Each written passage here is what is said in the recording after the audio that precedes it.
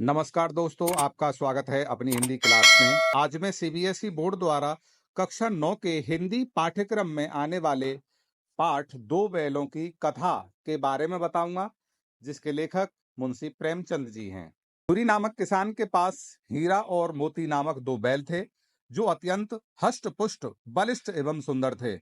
दोनों में भावनात्मक घनिष्ठ अर्थात गहरा संबंध था। झूरी अपने दोनों बैलों को बहुत ही प्यार से रखता था। दोनों बैलों में इतनी अच्छी मित्रता थी कि वे एक ही साथ खाने के लिए नाद में मुंह डालते। एक भूखा रहता तो दूसरा भी नहीं खाता।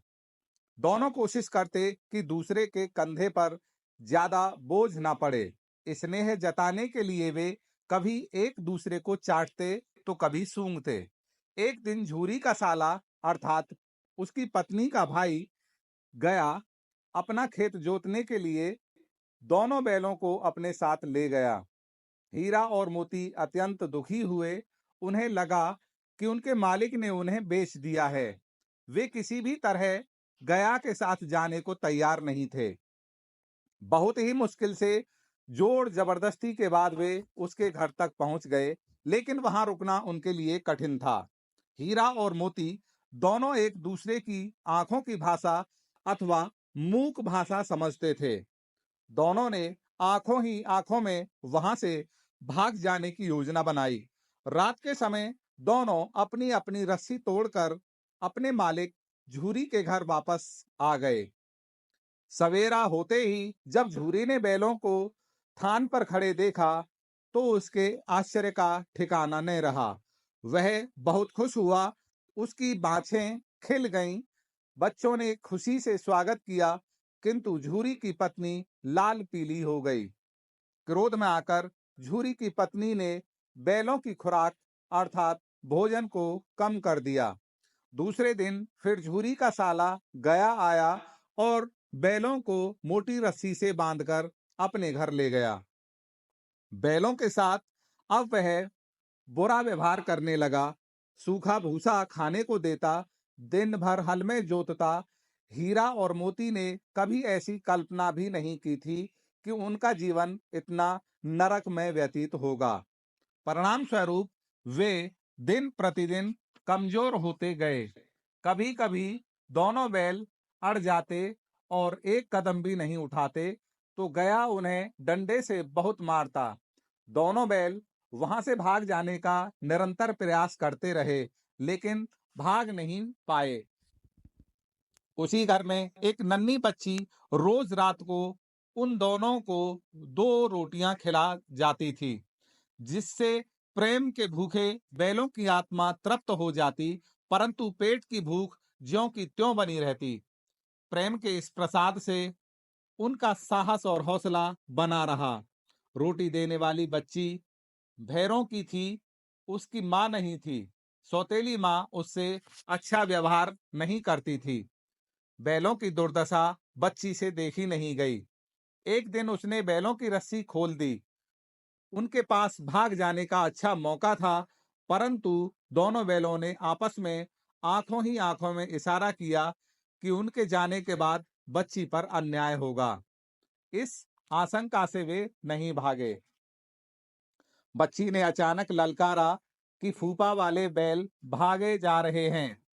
अब हीरा और मोती के पास कोई चारा न था।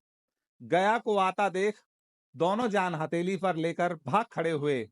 गया ने बहुत कोशिश की, किंतु वे हाथ न आए। भागते भागते वे मटर के खेत में पहुंचे। वे रास्ता भटक चुके थे और भूख से व्याकुल हुए जा रहे थे। इसलिए दोनों अपनी भूख मिटाने के लिए मटर खाने को खेत में चले गए। खेत से अभी वे निकले ही थे कि उनका सामना एक सांड से हो गया। दोनों ने मिलकर सांड का सामना किया। सांड घायल होकर वहां से भाग निकला। उन्हें घर अर्थात झूरी के घर का रास्ता नहीं पता था। अभी वे घर पहुंचने के बारे में सोच ही रहे थे कि पुनः मटर का खेत देख उसमें घुस गए। मटर खाता देख खेत के रखवाले ने दोनों को पकड़कर कांजी हौस में डाल दिया। वहां पर भिन्न भिन्न प्रकार के अन्य जानवर भी बंद थे।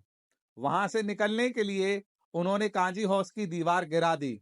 अन्य जानवर भाग गए, किंतु हीरा अपनी रस्सी ने तोड़ा सका, इसलिए मोती भी नहीं भागा। अन्य जानवरों को मुक्त कराकर दोनों संतुष्ट थे। उसके बाद हीरा और मोती एक सप्ताह तक कांजी हौस में ही रहे। वहां उन्हें खाने के लिए कुछ नहीं दिया जाता था। दिन में केवल एक बार पीने के लिए पानी मिलता था, जिसके कारण उनकी ठठरियां अर्थात हड्डियां निकल आईं। एक दिन कांजी हौस वालों ने उन्हें एक दढ़ियल के हाथों नीलाम कर दिया, जो पेशे से कसाई था। हीरा को बहुत निराशा हुई। उसे लगा कि अब वे नहीं बचेंगे, किंतु मोती का आत्मविश्वास अभी भी बचा था। उसे भगवान पर पूरा भरोसा भरोसा था।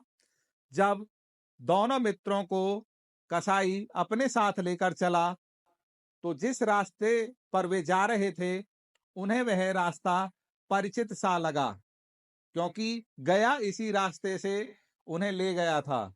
दोनों के शरीर में एक अजीब सी फुर्ती आ गई। सारी थकान और दुर्बलता भी गायब होने लगी।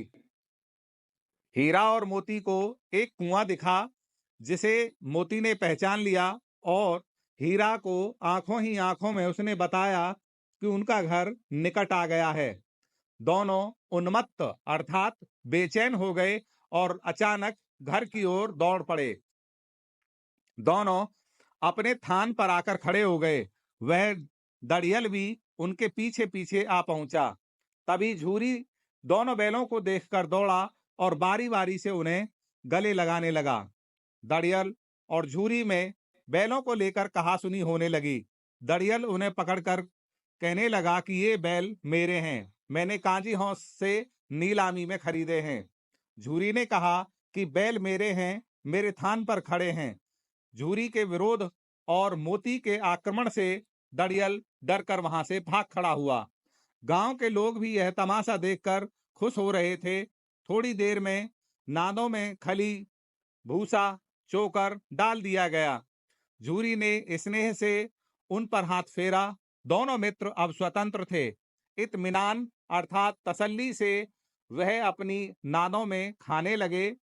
पूरे गांव में उत्साह छा गया। उसी समय झूरी की पत्नी ने भी आकर दोनों बैलों के माथों को चूम लिया। तो दोस्तों, पाठ को पूरा देखने के लिए, सुनने के लिए आपका धन्यवाद। चैनल को सब्सक्राइब कीजिए, वीडियो को लाइक कीजिए।